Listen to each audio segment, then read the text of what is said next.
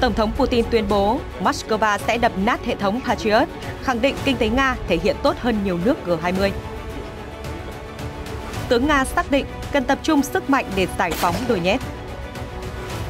Đâu là 5 loại khí tài ấn tượng nhất mà Mỹ sắp gửi cho Ukraine? Trong khi đó, lính dù Mỹ ở gần biên giới Ukraine sẵn sàng hành động khi có lệnh.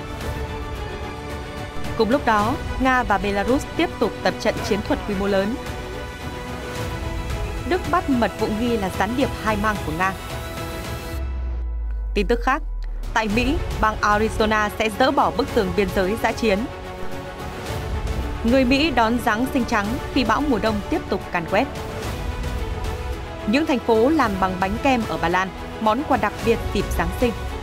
Tất cả sẽ được cập nhật ngay sau đây.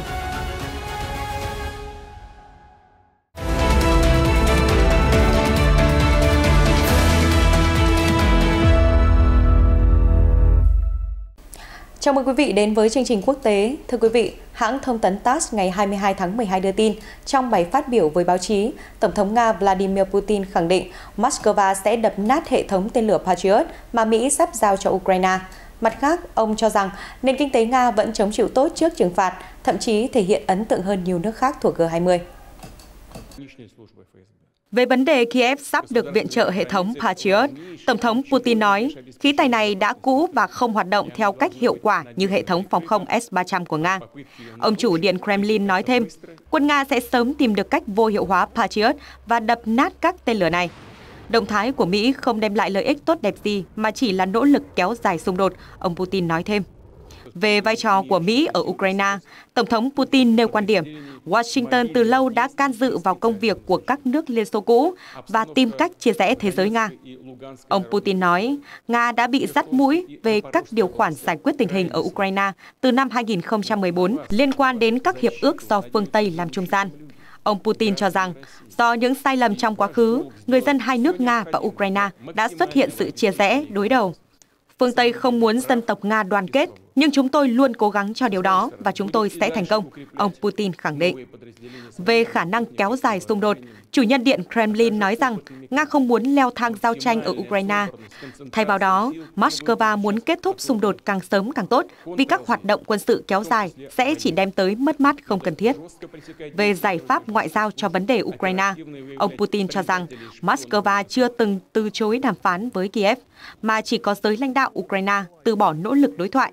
Tổng thống Putin nhấn mạnh mọi xung đột đều kết thúc bằng ngoại giao và Ukraine nên nhận ra điều đó càng sớm càng tốt. Về kết quả kinh tế Nga năm 2022, ông Putin cho biết một năm hoàn hảo là điều không bao giờ diễn ra trên thực tế. Tuy nhiên, kinh tế Nga đã trải qua một năm rất ổn định. Các tình huống hiện tại không thể ngăn cản Moscow thực hiện nhiều kế hoạch của tương lai. Ông Putin phát biểu, kinh tế Nga đang thể hiện tốt hơn nhiều nước khác thuộc nhóm G20 và không ghi nhận bất kỳ chỉ số kinh tế nào đáng quan ngại.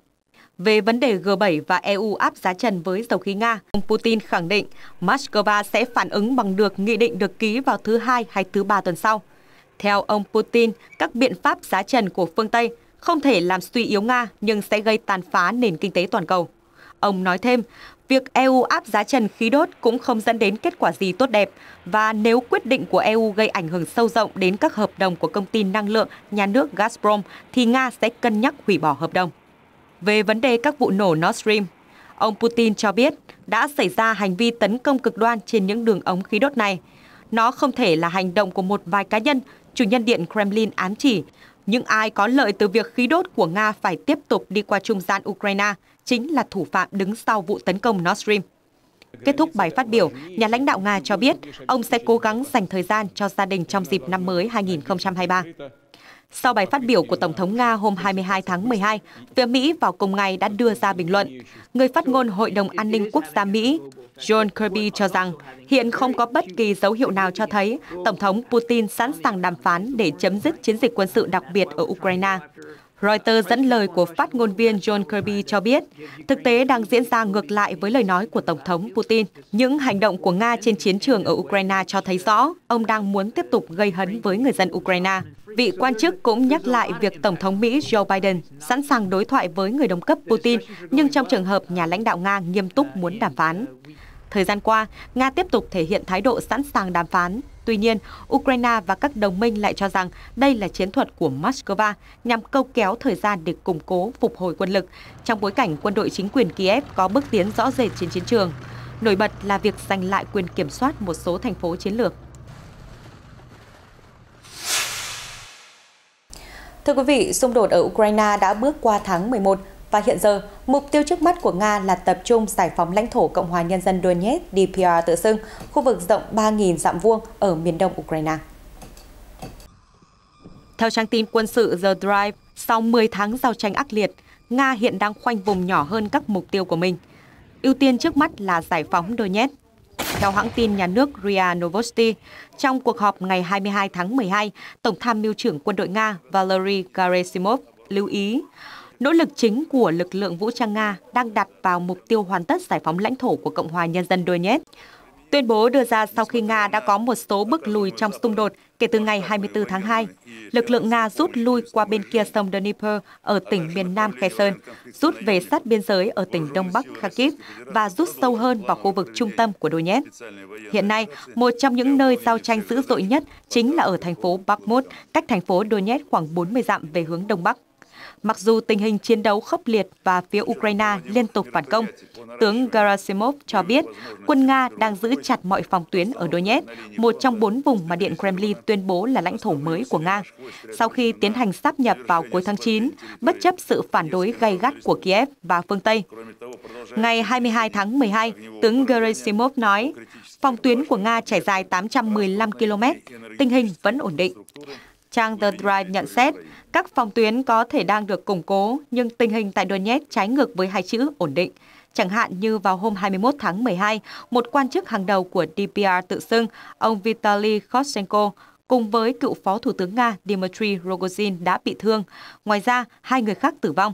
Khi lực lượng Ukraine pháo kích chính xác vào một khách sạn ở ngoại ô thành phố Donetsk, các hãng tin Nga đã báo cáo sự việc này. Phía Moscow cho biết đang điều tra. Bên cạnh đó, mặc dù lực lượng Nga ngày càng tiến gần hơn tới thành phố Bakhmut, nhưng phía Ukraine vẫn chống trả quyết liệt, gây thương vong lớn cho cả hai bên. Đáng chú ý, Tổng thống Ukraine Zelensky ngày 20 tháng 12 đã có chuyến thăm vô cùng nguy hiểm tới thành phố tiền phương Bakhmut. Ông hỏi thăm binh sĩ và thị sát trên các con đường chỉ cách khu vực giao tranh vài cây số, nằm trong tầm bắn của lựu pháo và máy bay không người lái của Nga. Hành động động viên binh sĩ của ông Zelensky có thể báo hiệu giao tranh sẽ kéo dài, theo truyền thông phương Tây nhận định. Lầu Năm Góc trong tuần này đã gửi gói viện trợ quân sự mới trị giá 1,85 tỷ đô la cho Ukraine và sau đây là 5 vũ khí đáng chú ý nhất sắp được bổ sung cho Kiev theo tạp chí Newsweek. Mỹ đã viện trợ cho Ukraine hơn 21 tỷ đô la kể từ đầu xung đột đến nay. Dòng chảy vũ khí này vẫn chưa có dấu hiệu dừng lại, bất chấp lời chỉ trích mạnh mẽ của một số nghị sĩ dân túy từ lưỡng đảng Mỹ, theo Newsweek. Vào hôm đón tiếp Tổng thống Ukraine Zelensky tại Nhà Trắng, Tổng thống Joe Biden đã nhấn mạnh Hoa Kỳ sẽ đồng hành cùng Ukraine trên mỗi bước đi và chúng tôi sẽ tiếp tục như vậy cho đến khi nào cần thiết. Tổng thống Zelensky cho biết sự ủng hộ của Mỹ là cần thiết, không chỉ giúp Kiev chống đỡ các đòn tấn công của Nga, mà đã đến lúc xoay chuyển tình thế và tìm kiếm chiến thắng. Chúng tôi có lựu pháo, đúng vậy, chúng tôi đã có, nhưng liệu có đủ? Thẳng thắn mà nói, không hề. Theo Newsweek, không ngạc nhiên khi Tổng thống Ukraine kêu gọi Mỹ và các nước đồng minh phương Tây khác tiếp tục hỗ trợ vũ khí. Và sau đây là 5 loại khí tài đáng chú ý nhất mà Washington sắp giao cho Kiev. 1. Hệ thống phòng không Patriot. Hệ thống phòng thủ tên lửa đất đối không Patriot cho đến nay là vũ khí đơn lẻ có giá cả đắt nhất mà Mỹ cung cấp cho Ukraine và cũng được xếp vào nhóm tiên tiến nhất. Ông Zelensky cho biết, hệ thống Patriot sẽ giúp tăng cường đáng kể năng lực phòng không của Ukraine. Các tên lửa PAC-3 được cung cấp cùng hệ thống có thể bắn trúng mục tiêu, bao gồm tiêm kích, tên lửa đạn đạo và máy bay không người lái, ở độ cao tối đa 15,3 km và khoảng cách 20 km. Mỗi tên lửa PAC-3 có giá 4 triệu đô la. Lầu Năm Góc từ chối cho biết có bao nhiêu tên lửa sẽ được gửi cùng với khẩu đội Patriot. Một quan chức cấp cao của Bộ Quốc phòng Mỹ nói với các phóng viên hôm thứ Tư rằng Patriot ở một đẳng cấp khác khi nói về vũ khí phòng không. Tuy nhiên, sẽ mất vài tháng để đảm bảo các lực lượng Ukraine được đào tạo cần thiết để sử dụng thành công vũ khí này, quan chức Mỹ nói thêm. 2. Bom tấn công trực diện phối hợp GDAM. Mỹ sẽ viện trợ Ukraine thiết GDAM trong gói vũ khí mới. Nó là bộ dụng cụ dẫn đường để cài lên bom câm, biến bom chùm trở thành vũ khí có dẫn đường GPS chính xác. Một bom câm được trang bị GDAM có thể đánh trúng mục tiêu với độ chính xác cao và các lực lượng Mỹ đã sử dụng thiết bị này trên những quả bom nặng tới hơn 900 kg. Bom GDAM có thể tấn công trong phạm vi tối đa 25 km. Các phi công sử dụng loại bom này có thể tin tưởng hệ thống dẫn đường GPS. Nhờ vậy, có thể nhanh chóng bay thoát ra khỏi khu vực nguy hiểm, tránh bị hệ thống phòng không của địch tiêu diệt. 3. Hệ thống HIMARS và đạn pháo Excalibur. Hệ thống tên lửa pháo binh cơ động cao M142 HIMARS đã thay đổi cục diện xung đột khi nó được tung ra lần đầu tiên ở Ukraine vào mùa hè này, cho phép lực lượng của Kiev tấn công các vị trí của Nga với độ chính xác cao và sức mạnh to lớn, trong phạm vi khoảng 92 km. Gói viện trợ tuần này sẽ bao gồm một lượng đạn bổ sung cho 20 hệ thống HIMARS của Ukraine. Theo tờ Newsweek, Kiev cũng có 10 hệ thống tương đương khác nhận được từ các đồng minh phương Tây, ví dụ như các biến thể Mars của Đức và M270B1 của Anh. Gói viện trợ mới của Washington cũng bao gồm 500 đạn pháo, 155 ly dẫn đường chính xác, ám chỉ đến loại đạn Excalibur mà một chỉ huy Ukraine gần đây đã nói với Newsweek rằng nó cho thấy hiệu quả rất cao, có thể phá hủy các phương tiện từ xa và gây tổn thất nặng nề cho kẻ địch. Đạn này có hiệu quả trong phạm vi khoảng 50 km. 4. Tên lửa chống radar HARM. Ukraine đã và đang sử dụng tên lửa chống radar tốc độ cao HARM do Mỹ sản xuất để tiêu diệt các hệ thống phòng không của Nga từ tầm xa. Trong tuần này, Moscow cho biết họ đã bắn hạ 4 tên lửa như vậy ở tỉnh Belgorod, phía nam Liên bang Nga. Sau khi HARM lần đầu tiên xuất hiện ở Ukraine vào mùa hè này, các nhà quan sát đã tỏ ra rất ấn tượng với khả năng của lực lượng không quân Ukraine trong việc trang bị tên lửa này cho các máy bay chiến đấu thời Liên Xô. HARM là vũ khí tương đối cũ, được triển khai lần đầu tiên vào năm 1983. Tên lửa dài 4 mét, nặng 360 kg và có thể bắn trúng mục tiêu ở khoảng cách 50 km, với tốc độ tối đa Mach 2, gấp 2 lần tốc độ âm thanh. Sự xuất hiện của nó ở Ukraine đã và đang tạo thêm khó khăn cho lưới phòng không của lực lượng Nga. 5. Xe quân sự Kuga và Humvee. Tốc độ tiến công của Ukraine đã chậm lại do sự xuất hiện của mưa mùa đông và bùn lầy trong thời gian gần đây. Tuy nhiên, cả Ukraine và Nga rồi sẽ phải tìm cách tận dụng mặt đất đóng băng để mở các đợt tấn công mới và giành lấy động lực. Xe tăng và các phương tiện bọc thép khác sẽ thực hiện các nhiệm vụ đột phá dữ dội, nhưng các phương tiện trinh sát và xe bọc thép hạng nhẹ cũng rất quan trọng trong việc thăm dò và lao qua những điểm yếu. Quân đội Ukraine đã thể hiện được khả năng khai thác điểm yếu của quân Nga bằng việc triển khai các đơn vị chiến thuật nhỏ và đầy linh hoạt. Kiev đang hy vọng có thể sử dụng hiệu quả chiến thuật này thêm một lần nữa. Mỹ cũng nhận ra điều đó và cấp bổ sung cho Ukraine 37 xe quân sự Kuga. Đến nay, Ukraine đang sử dụng 20 chiếc Kuga và một số lượng không xác định xe Motiv do Anh hỗ trợ. Ngoài ra, 120 chiếc Humvee cũng đang được gửi đến Ukraine từ kho dự trữ của Mỹ. Trên đây là 5 loại khí tài đáng chú ý nhất mà Washington sẽ viện trợ cho Kiev. Bất chấp Moscow cảnh báo mọi lô hàng vũ khí chuyển tới Ukraine đều là mục tiêu tấn công hợp pháp.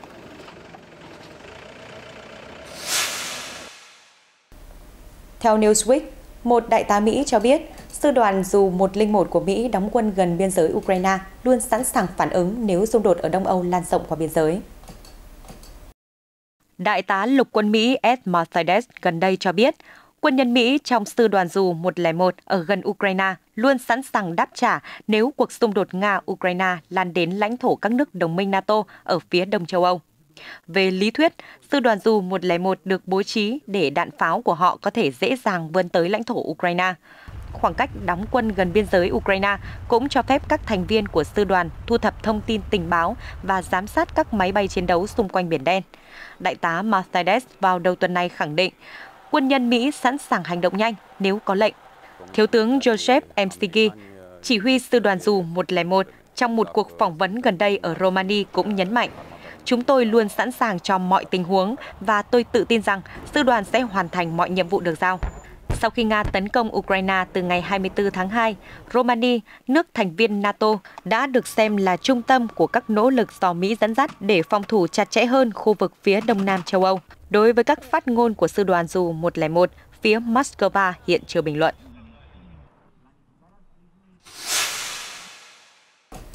Moscow hy vọng Washington sẽ đủ thận trọng và khôn ngoan để tránh xung đột leo thang quá mức ở Ukraine, có thể dẫn tới đối đầu trực diện giữa Nga-Mỹ. Đó là phát biểu của ông Alexander Dovzyhev, Vụ trưởng Vụ Bắc Mỹ thuộc Bộ Ngoại giao Nga, nói với TASS trong một cuộc phỏng vấn mới đây.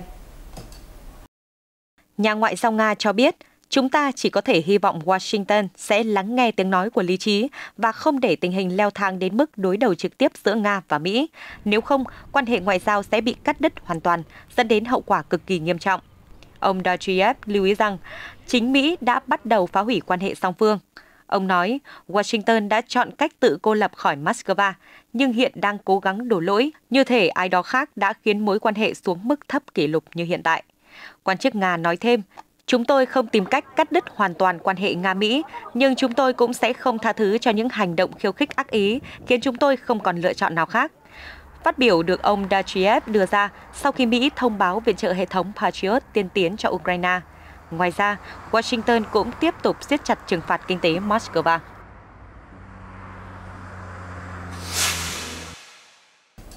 Giữa căng thẳng chồng chất ở Ukraine, quân đội hai nước hàng xóm Nga và Belarus tiếp tục tập trận chung quy mô lớn.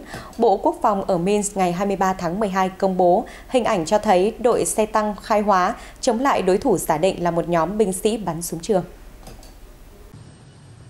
Bộ Quốc phòng Nga cho biết, mục đích của cuộc tập trận là phối hợp tác chiến. Đầu tuần trước, Tổng thống Nga Vladimir Putin đã đến thăm Minsk và hội đàm với người đồng cấp Belarus Alexander Lukashenko, làm dấy lên lo ngại ở Kiev rằng nhà lãnh đạo Nga có ý định gây áp lực buộc đồng minh Minsk tham gia vào một cuộc tấn công trên bộ mới ở Ukraine. Phía Nga và Belarus bác bỏ những nhận định này. Dù vậy, tuần trước, tướng hàng đầu của Ukraine Valery Zaluzhny nói với tờ The Economist rằng Nga đang chuẩn bị 200.000 binh sĩ cho một cuộc tấn công lớn. Nó có thể đến từ phía đông, phía nam hoặc thậm chí từ Belarus đánh xuống phía bắc Ukraine. Cuộc tiến công tiềm tàng có thể diễn ra sớm nhất vào đầu tháng 1, nếu trễ hơn thì cũng trong mùa xuân 2023. Belarus đã nhiều lần tuyên bố sẽ không tham gia cùng Nga trong chiến dịch quân sự đặc biệt.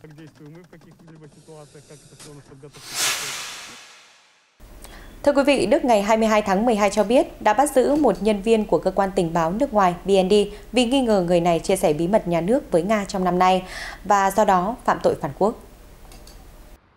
Văn phòng Công tố Liên bang cho biết cảnh sát đã bắt giữ nghi phạm, một công dân Đức được xác định là Carsten L. vào ngày 21 tháng 12 tại Berlin. Thông báo cho biết thêm, cảnh sát cũng đột kích vào căn hộ và nơi làm việc của nghi phạm cùng với một người khác. Các công tố viên Liên bang Đức khẳng định đối tượng bị tình nghi phạm tội phản quốc. Vào năm 2022, người này đã chia sẻ thông tin mà anh ta có được trong quá trình làm việc với phía cơ quan tình báo Nga. Nội dung chia sẻ thuộc nhóm bí mật quốc gia. Trong một tuyên bố riêng, cơ quan tình báo BND cho biết nhân viên này đã bị giam giữ trước khi xét xử. Bên cạnh đó, cuộc khám xét tại 2 trong số các văn phòng của BND đã tiến hành.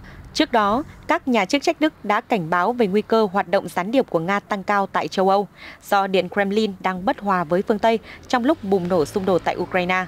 Chính phủ Đức đã trục xuất 40 người bị cáo buộc là điệp viên Nga vào tháng 4 năm nay. Reuters đã liên hệ Đại sứ quán Nga tại Berlin để yêu cầu bình luận, nhưng chưa được phản hồi.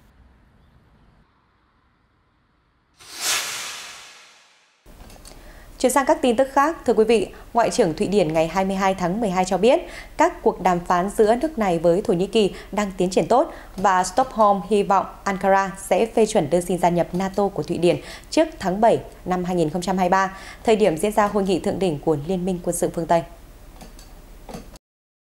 Hồi tháng 5, Thụy Điển và Phần Lan đã nộp đơn xin gia nhập NATO, đánh dấu sự thay đổi bước ngoặt trong quan điểm trung lập về quân sự của hai nước Bắc Âu. Tuy nhiên, nỗ lực bước vào NATO của Helsinki và Stockholm đã vấp phải sự phản đối từ Thổ Nhĩ Kỳ. Ankara cáo buộc các nước Bắc Âu dung túng cho phần tử thuộc Đảng Công nhân người Kurd PKK, tổ chức mà Thổ Nhĩ Kỳ xem là cực đoan.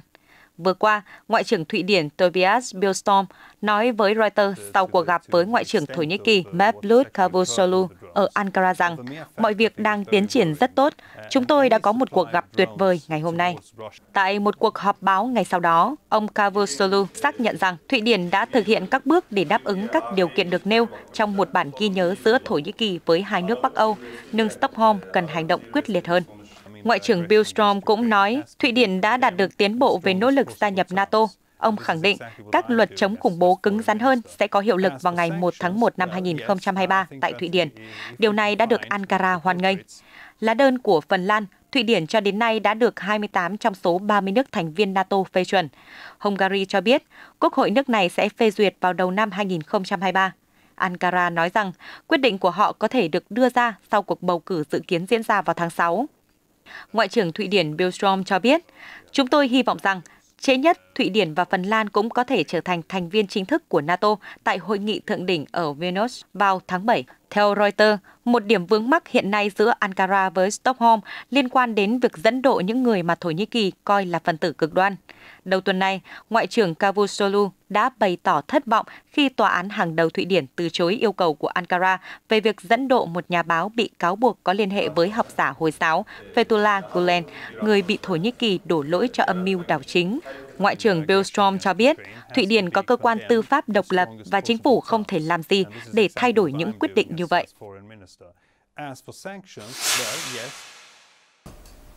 Thủ tướng Hungary hôm 21 tháng 12 cho biết, Hungary bằng mọi giá phải tránh suy thoái kinh tế vào năm tới và kiềm chế lạm phát ở mức một con số vào cuối năm 2023. Thủ tướng nhấn mạnh, hiện giờ lạm phát gia tăng đã gây áp lực rất lớn đối với Ngân hàng Trung ương. Thủ tướng Viktor Orbán, nhà lãnh đạo theo chủ nghĩa dân tộc của Hungary, đang đối mặt với thách thức lớn nhất kể từ khi lên nắm quyền vào năm 2010, khi nền kinh tế tăng trưởng ì ạch, lãi suất của Ngân hàng Trung ương ở mức cao nhất trong Liên minh châu Âu và lạm phát hàng năm được dự đoán sẽ lên tới 26% đến 27% trong những tháng phía trước. Ông Orbán nói trong một cuộc họp báo, suốt thời gian dài, chưa có thống đốc ngân hàng trung ương nào gặp khó khăn như hiện nay. Do ngân hàng nhà nước chịu trách nhiệm về kiểm soát lạm phát nên phải đảm bảo giữ giá cả ổn định theo luật. Rõ ràng, một mình ngân hàng trung ương không thể thực hiện trọng trách này, nhưng có vai trò đặc biệt quan trọng. Thủ tướng Orbán cho biết, thống đốc ngân hàng nhà nước Hungary Győri Matoszi đang chịu áp lực rất lớn do lạm phát trên 20%. Ông Orbán cũng chia sẻ niềm hy vọng hiếm hoi giữa khó khăn, đó là Budapest trong những ngày tới sẽ hoàn tất các thỏa thuận với Liên minh châu Âu về các khoản tài trợ. Trong tháng này, các bên đã thống nhất về EU ngừng đóng băng nguồn quỹ chuyển cho Hungary nếu như Budapest đáp ứng mọi điều kiện đã thống nhất với Bruxelles, bao gồm tôn trọng luật lệ và kiểm soát tham nhũng liên quan tới việc sử dụng các quỹ của EU. Ngoài ra, đề cập đến vấn đề tranh cãi vào tháng 11 khi máy ảnh chụp được Thủ tướng Orbán khoác khăn quàng cổ in hình đất nước Hungary với các đường biên giới Thế chiến thứ nhất, sự việc khiến nhiều lãnh đạo châu Âu bất bình. Vừa qua, Thủ tướng Orbán nói rằng đó là biểu tượng của lịch sử đất nước và ông không có ý khiêu khích bất kỳ ai. Hungary đã mất 2/3 lãnh thổ sau Hòa ước Trianon năm 1920 với đất đai và hàng triệu người dân tộc Hungary hiện là một phần của Áo, Croatia, Romania, Serbia, Slovakia và Ukraine. Thưa quý vị, vấn đề người di cư đang là câu chuyện được tranh luận dữ dội bậc nhất tại chính trường Mỹ. Vừa qua, giới chức bang Arizona cho biết sẽ dỡ bỏ bức tường biên giới dã chiến sau khi bị chính quyền liên bang kiện ra tòa. Bang Arizona sẽ dỡ bỏ một dãy container được dùng làm bức tường ngăn cản người di cư ở biên giới Mỹ-Mexico vào một tuần sau khi chính phủ Hoa Kỳ đệ đơn kiện, cáo buộc rằng bức tường này đã được dựng lên bất hợp pháp trên vùng đất liên bang. Theo đó, vào tháng 1, Arizona sẽ dỡ bỏ các thùng chứa và thiết bị, vật liệu và phương tiện được sử dụng để tạo nên bức tường biên giới dã chiến.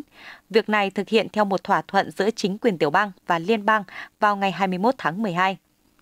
Các bên đã giải quyết được vấn đề này vào 2 tuần trước khi bà Katie Hobbs, một chính trị gia Đảng Dân Chủ với quan điểm phản đối việc xây dựng bức tường, sắp nhậm chức thống đốc. Trước đó, thống đốc đương nhiệm Doug Ducey, Đảng Cộng Hòa đã ký một sắc lệnh hành pháp vào tháng 8, chỉ đạo cơ quan tiểu bang dựng lên bức tường container. Trong vụ kiện, Bộ Tư pháp Mỹ lập luận rằng các container được xây dựng bất hợp pháp trên đất liên bang. Thống đốc Ducey nói rằng ông có quyền bảo vệ Arizona và mọi công dân của tiểu bang. Văn phòng của ông đã mô tả sự gia tăng số lượng người di cư qua biên giới là đáng lo ngại, đe dọa áp đảo dân số các cộng đồng địa phương. Các nhà hoạt động môi trường cũng phản đối bức tường dã chiến cao gần 7 mét, cho rằng nó có hại cho động vật hoang dã địa phương. Công việc dựng tường biên giới huy động tới 3.000 container với chi phí khoảng 95 triệu đô la đã hoàn thành được khoảng 1/3 kế hoạch trước khi phải dỡ bỏ.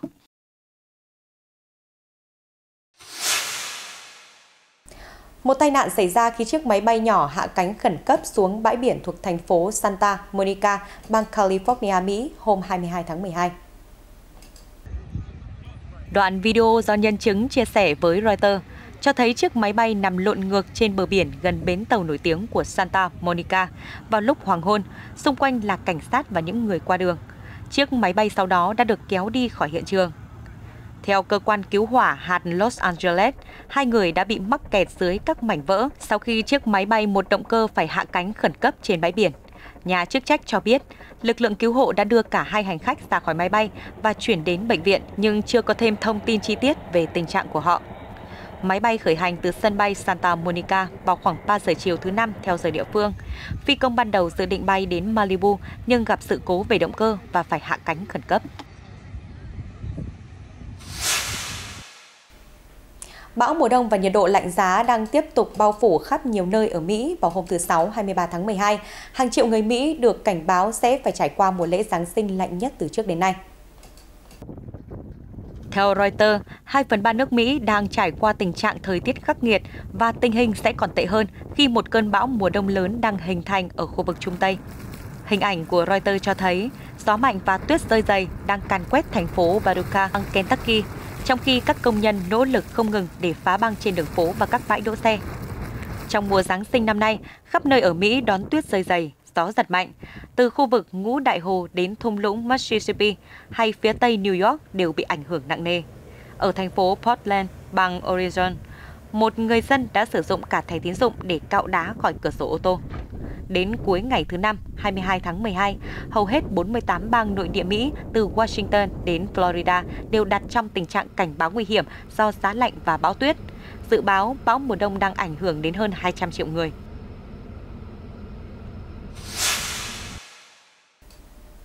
Thưa quý vị, nhân dịp Giáng sinh, một công ty đường sắt của Ba Lan đã xây dựng thành phố thu nhỏ bằng nước đá với các đoàn tàu làm bằng sô-cô-la. Công ty đường sắt Kolejowo đã xây dựng thành phố thu nhỏ, lấy cảm hứng từ các đô thị ở miền Nam Ba Lan. Các thành phố mọc lên hoàn chỉnh với nhà thờ, tư gia, tòa thị chính thời Trung Cổ cùng với sở thú. Tất cả đều được chạm khắc đẹp đẽ. Mỗi chiếc bánh hình thành phố như thế này cần đến hơn 300 quả trứng và 360 kg đường, cũng như hàng trăm ký mật ong và gia vị. Một giám đốc khu vực của công ty Kolejowo cho biết, những thành phố bằng bánh gừng này hoàn toàn có thể ăn được và các du khách đã bắt đầu thưởng thức chúng. Một số thành phố còn có thể thiết kế giống như trong truyện cổ tích, lấy cảm hứng từ trang sách của anh em nhà Grimm. Tất cả được tạo ra bởi Jowita Gojinska, người chiến thắng một cuộc thi trang trí bánh quốc tế năm 2019.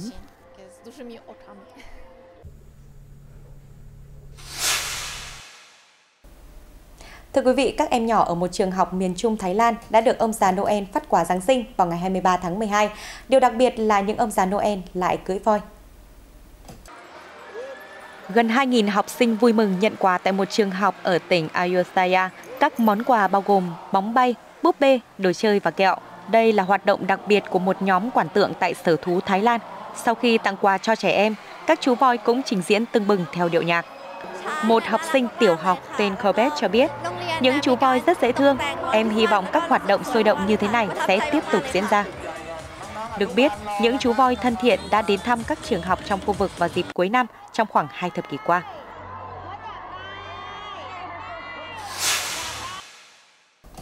Chuyển sang một tin tức về môi trường. Thưa quý vị, lần đầu tiên trong hàng chục năm, các nhà khoa học đã bất ngờ phát hiện những con cự đà hồng mới nở hoặc còn nhỏ ở một quần đảo của Ecuador. Đây là một loại bò sát nguy cấp, chỉ sinh sống tại một hòn đảo thuộc quần đảo Galapagos, nơi có hệ sinh thái đáng kinh ngạc. Cự đà hồng được xem là loài cực kỳ nguy cấp, ước tính chỉ còn lại vài trăm cá thể. Chúng chỉ cư ngụ trên các sườn dốc của núi lửa sói trên đảo Isabela, thuộc quần đảo Galapagos. Cự đà hồng lúc mới chào đời có màu xanh lá cây, sau đó đổi màu khi chúng lớn lên. Việc phát hiện những con cự đà nhỏ là một tín hiệu tích cực về công tác bảo tồn loài vật này. Theo đánh giá của Giám đốc Tổ chức Bảo tồn Galapagos nói với Reuters ngày 20 tháng 12, cự đà Galapagos có thể dài đến 47 cm, được phát hiện lần đầu tiên vào năm 1986. Tuy nhiên, đến hàng thập kỷ sau đó, các nhà khoa học mới phát hiện cự đà hồng là một loài tách biệt với những bà con khác cùng sinh sống trên hòn đảo. Tin tức vừa rồi cũng đã khép lại chương trình hôm nay. Cảm ơn quý vị đã quan tâm theo dõi. Xin chào tạm biệt và hẹn gặp lại.